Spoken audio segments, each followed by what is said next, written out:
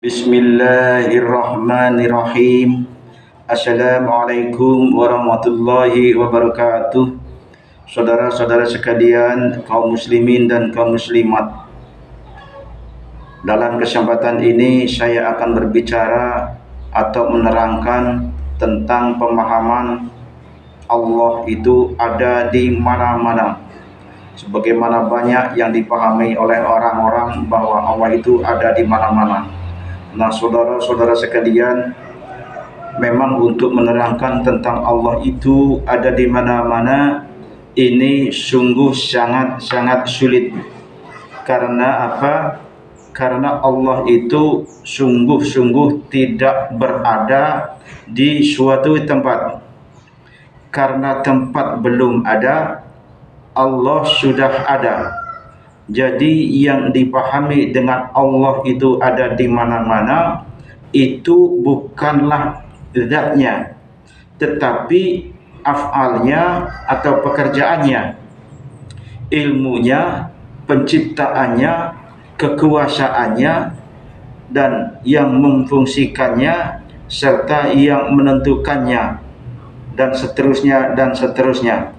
Itulah yang dipahami dengan pemahaman Allah itu ada di mana-mana. Jadi itu semua ada di mana-mana, ada di segala tempat.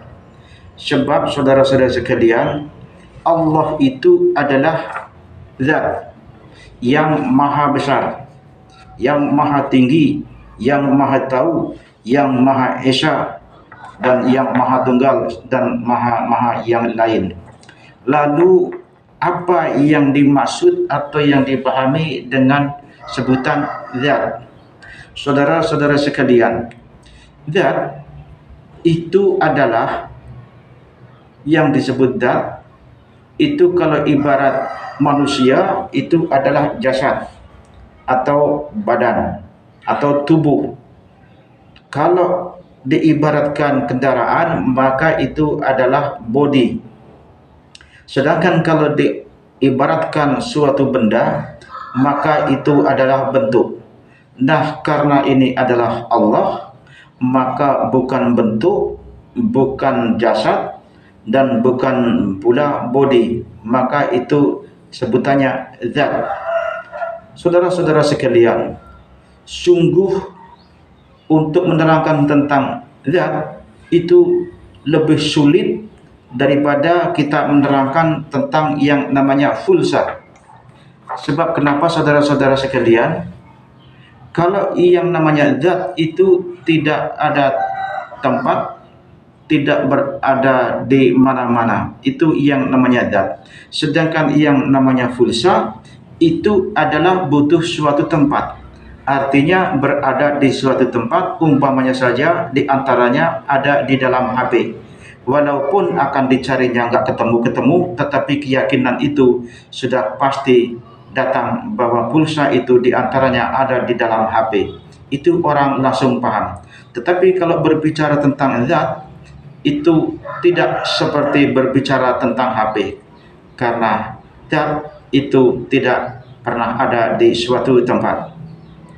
Saudara-saudara sekalian, yang perlu lagi harus diketahui bahwa suatu tempat itu adalah ciptaan Allah, apapun namanya dan dimanapun berada.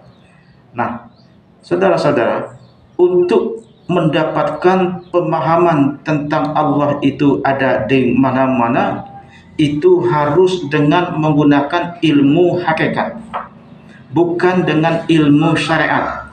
Kalau dengan ilmu syariat itu sungguh tidak cukup, dan ilmu syariat itu tidak bisa atau tidak mampu menerangkan sampai paham tentang Allah itu ada di mana-mana. Lalu untuk memahami ilmu hakikat itu harus tahu terlebih dahulu tentang makna dua kalimat syahadat dengan menggunakan makna hakikat. Karena saudara-saudara, dua kalimat syahadat dimaknai dengan makna hakikat itu adalah merupakan pintu masuk untuk belajar ilmu hakikat atau ilmu tasawuf. Nah, kalau seperti syahadat tauhid yang diartikan sebagai berikut. Saya bersaksi tidak ada Tuhan yang berhak diibadahi kecuali Allah. Ini namanya syahadat tauhid yang masih dipahami dengan menggunakan pemahaman ilmu syariat. Lalu bagaimana dipahami dengan ilmu tauhid atau ilmu hakikat? Itu harus tahu tentang apa yang disaksikan, harus paham dengan apa yang disebut dengan ilah atau Tuhan, dan harus tahu apa yang disebut dengan sebutan Allah. Karena Allah itu bukan suara, juga bukan tulisan. Kalau yang namanya suara dan tulisan itu butuh tempat, sedangkan Allah itu tidak membutuhkan tempat. Justru tempatlah yang membutuhkan Allah. Nah, inilah saudara-saudara sekalian, kalau ingin memahami tentang Allah itu ada di mana-mana. Tidak bisa menggunakan ilmu syariat. Kalau ilmu syariat itu hanya ilmu secara dohirnya saja. Contoh di dalam Al-Quran itu ada yang menyatakan bahwa Allah itu bersemayam di atas aras.